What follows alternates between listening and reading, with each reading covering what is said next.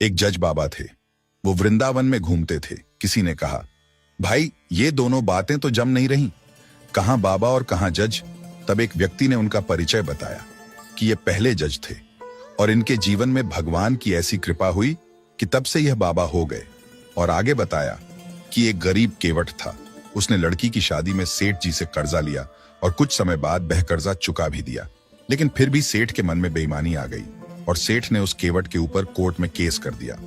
कुछ दिनों के बाद केवट के घर सिपाही गए कि तुमको कचहरी में बुलाया है। केस की तारीख आई तो केवट कचहरी में जाकर बोला, मैंने ऐसा कौन सा गुनाह कर दिया है जो कचहरी में बुला लिया।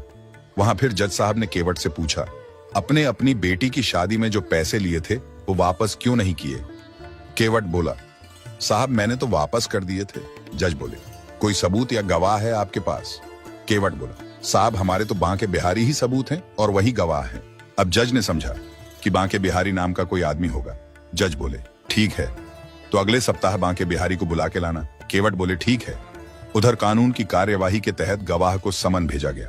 सिपाही पूरे गांव में पूछता रहा कि कोई बांके बिहारी नाम का व्यक्ति है क्या। तो एक आदमी ने कहा, भाई बांके बिहारी नाम का आदमी तो नहीं है, पर मंदिर तो है। तो सिपाही ने सोचा, छुटकारा पाना है तो मंदिर में ही समन दे चलूं। कुछ समय बाद कचहरी की तारीख आई। जज साहब ने केवट से कहा, कहां हैं आपके गवाह। केवट बोला, हमारे गवाह तो हर जगह हैं। फिर कचहरी में आवाज लगती है, बांके बिहारी हाजिर हों। आवाज लगते ही पीछे से एक बूढ़ा आदमी कटघरे में आया। जज ने पूछा, केवट ने जब सेठ जी को पैसे लौटाए तब आप वहां मौजूद थे। बूढ़ा आदमी बोला, जी हां मैं वहीं मौजूद था। और आगे कहा, सेठ जी की अलमारी में डायरी के 330 नंबर पेज में वह पर्ची रखी है जिसमें हिसाब किताब बराबर लिखा है और दोनों के अंगूठे के निशान हैं। सेठ का घर दूर नहीं था। सिपाही को सीधा भेजा गया और अलमारी से रजिस्टर मंगवाया और जैसे ही 330 पेज देखा तो वह पर्ची हिसाब किताब बराबर वाली मिली। कचहरी में ताली बज गई और महफिल उठ गई। ये सब देखकर केवट का तो रो रो कर बुरा हाल हो गया और सोचने लगा, ठाकुर जी मुझे बेदाग बचा लिया। लेकिन जज साहब उस बूढ़े इंसान को ढूंढने लगते हैं कि ऐसा गवाह इतना कॉन्फिडेंट मैंने आज तक नहीं देखा। गवाह तो मिला नहीं लेकिन वो केवट मिल गया। जज बोले, भैया वो आपके जो गवाह थे मुझे उनसे मिलना है।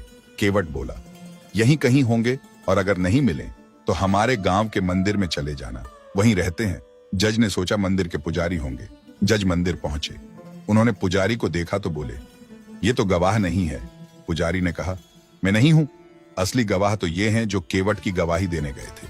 जज ने जैसे ही बांके बिहारी जी के दर्शन किए और नेत्र बंद करके देखा तो उसी बूढ़े आदमी के दर्शन हुए जो गवाही देने गए थे।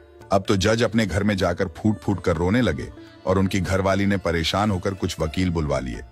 वकीलों ने पूछा, आप जज होकर के ऐसे कर रहे हो, क्या बात है, बात तो बताओ। तब जज ने वकीलों से कहा, आज मेरी अदालत में भगवान आए और मैं कुर्सी पर जज बना बैठा रहा और प्रभु नीचे खड़े समझाते रहे। यदि उनके दरबार में कभी गया तो कौन सा मुंह दिखाऊंगा कि मैं इतना बड़ा लाट साहब हो गया कि भगवान नीचे खड़े और मैं कुर्सी पर बैठा रहा। जज ने कहा, अब इस दुनिया में नहीं रहना और उसी दिन जज ने घर छोड़ दिया और वृंदावन आ गए। इसीलिए इनका नाम जज बाबा है।